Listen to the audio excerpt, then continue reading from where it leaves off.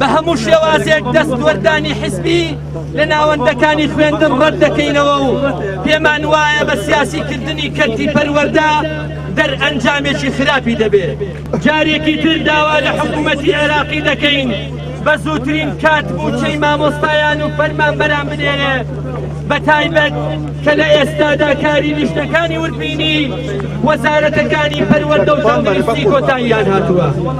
پێویستە هێزە سیاسیەکان لە سەنگەری بەرژەوەندی گشتی و هاوڵاتیاندا بن و فشار لەسەر حکوومەتی هەرێم دروست بکەن بۆ کۆتایی هێنان بەو زوڵمەی لە موچەخۆرانی دەکا، نەک لە سەنگەری ستەمەوە فشار بخەنە سەر ستەم لێکراوان.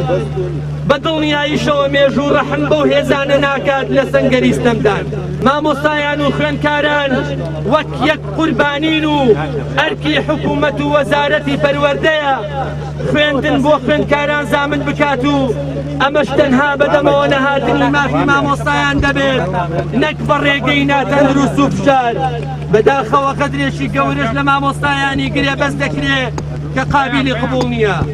خاڵی پێنجەم، ئێمەی مامۆستایان تاکید لەسەر خەباتی مەدەنی دەکەینەوە و بە هەموو جۆرێک ئەم مامەڵە ناتەندروستەی حکوومەت ڕەت دەکەینەوە کە نیوە موچەی مانگی 10 ساڵی ڕابردوو لە مانگی 2 ئەم ساڵدا بدات و پێمان وایە ئەمە یاریکردنە بە ژیانی هەمومان.